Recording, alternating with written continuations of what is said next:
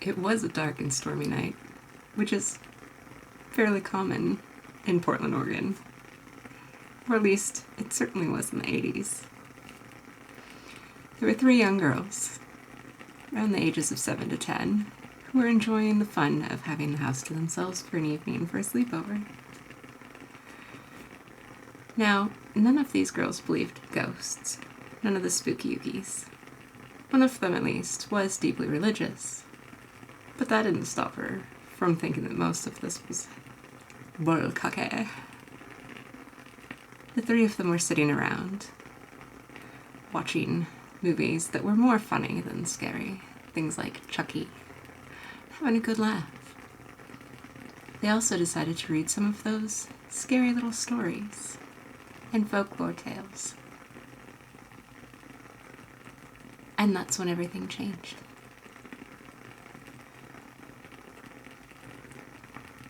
The 3 girls took 3 candles. 1, 2, and 3.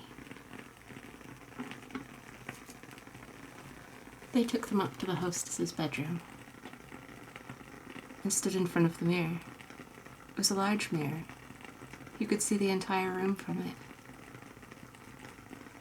And there, they followed the rules. 3 girls, 3 candles, 3 circles each, 3 times, calling her name. A name that I will never say again.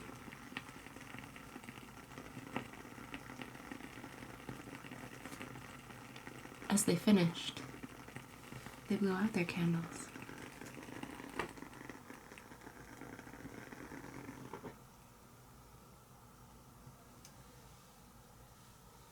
And they looked in the corner.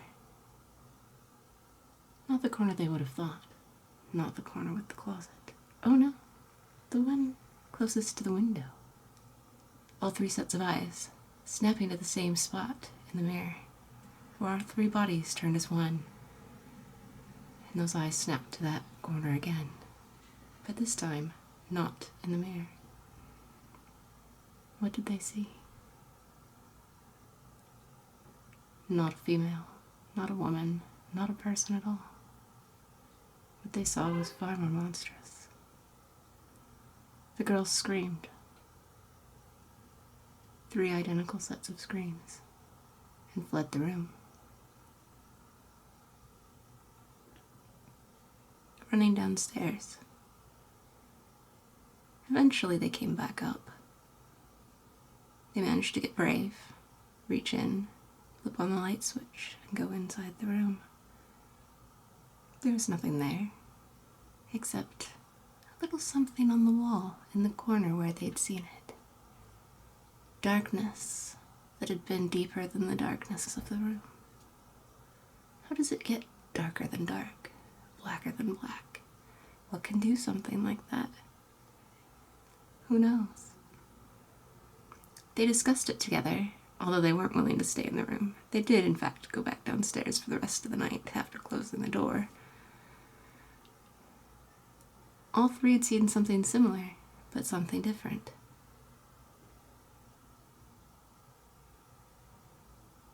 And they never, ever stopped seeing it.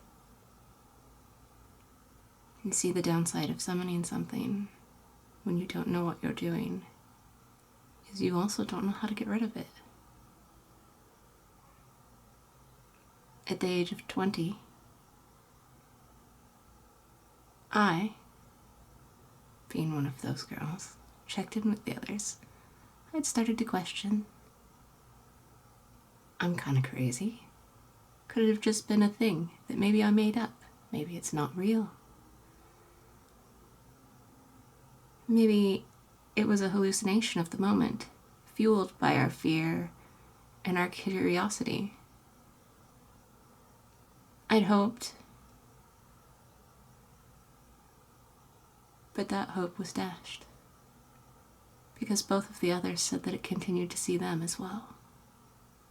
Regularly, anytime there was a mirror in the room, and the light was just dark enough. Just enough light that you could have darkness that was deeper than the darkness around it. And there it would be, watching you, waiting for another chance to escape. Fast forward, today I'm 43. Think about that. Over 30 years of this. Every house I've been in, every place I've gone, everywhere I've ever lived. I've gotten very good at avoiding it over the years. I've learned to leave lights on. More light than this. Enough light that it seems that it cannot really find a dark enough corner to appear. I've learned that if I use the restroom in the middle of the night,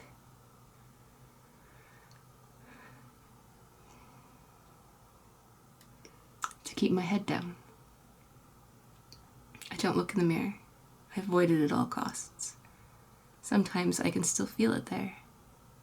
Watching, waiting, encouraging me to lift my head, to look up. Why not? It can't be real. Nobody believes in these things anymore. So why not look? Why not just give it a try? I'm curious after all. Don't I want to see? See if it's still there? See if it's just part of my imagination? But no, I really don't. And I never look. Even though I can feel it there, watching and waiting. Over 30 years later, every night, every time I'm in the dark, everywhere I go, watching and waiting. So, if you're feeling curious and you think to yourself, why not try one of these little things? These little things that everyone says are so exciting and totally unreal. Take a moment and consider the ramifications of what you're doing. Because it might just be that it is real. And that you bring something into your life that you can never truly escape ever again. And that's my story.